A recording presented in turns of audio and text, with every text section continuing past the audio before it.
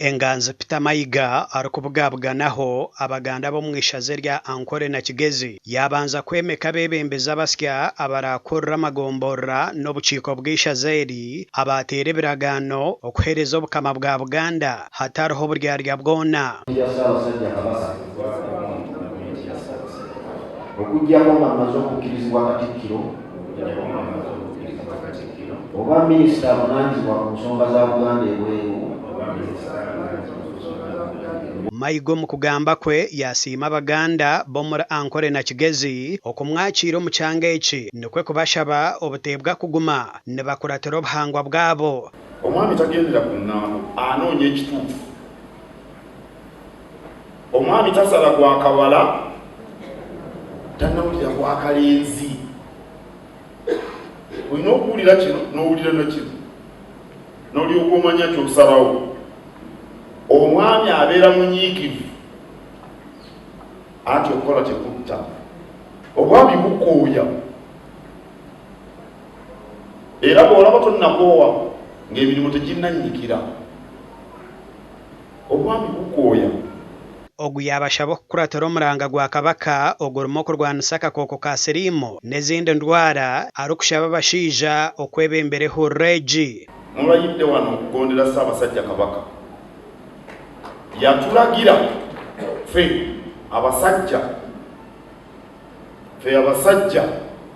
omuli ne bameja jenero n'abalala bonna ffe abasajja okutaasa omwana ow'obuwala aleme kukwatibwa oba kufa mukenenya. Eri Buganda simanyi bulungi byeno mu Ankole naye Buganda abasajja ffe tusinga okutandikiriza ebyokukwana mu Buganda. N'olwekyo tusaana ffe abasajja okubeera abasaale okwekebeza. Aha bebembeza basya abaheebwa obwami Mayiga yabasibira entanda y'okukoresa kurungi ofiisi zaabo ez'abaheebwa okugiita abantu. Omwami takukuta abeera mwerufu. Buli kintu omwami akikolera mu musana. Bw'oba oli mwerufu tobaako na bikweraliikiriza.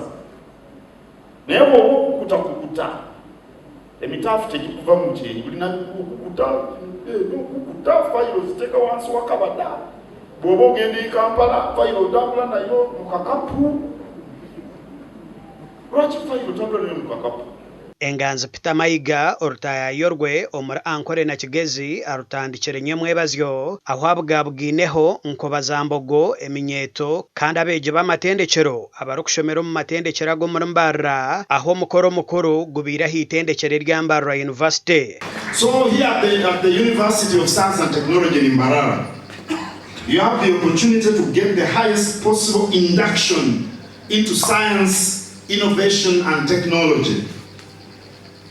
So my dear friends, I urge you to firmly embrace this opportunity of being in this university. You have the minister tell you that you should excel in your studies. We want students who belong to the Nkoba za Mbogo associations to be among the best performers in their respective faculties and fields. Ortaya yoru Katikkiro ashendekerezibwe abakoro ku rugo muri Buganda hamwe n'ishaza rya Ankole na Kigezi ababiire barimo okukorra abaganda muri Ankole na Kigezi Haji Hassan Mutasa Kafeero. Ow'ekitiinisa Haji Hassan Mutasa Kafeero asiimira abeegi ahabwa okutambuza emirimo ya Kabaka omu kyanga kya Ankole na Kigezi. Oba muri Zambugo oba muri bayizi bamawanga malala oba Banyankole oba waggwanga yende ku ggwanga lye mwebazizza okujja okutubuliza ku Katikkiro era temujjanga okumwebala nnyo omukwano abaana ba yunivasite gumulaga abaana abaganda bazambugo ne sapoti gye mubawa okukola emirimu gyabwe okutambuza emirimu gya Kabaka bulijjo era mugendere awo alhamdulillah bamina nedduwa eyo Mukama abankuumire. Katikkiro, I wish to respectfully and passionately appeal to you and through you to the Uganda Kingdom to partner with us in addressing such pressing needs. We are open-minded. We should be able to look out for opportunities to actualize some of these requests. Ndi Edwin Ram na Susan Charsima.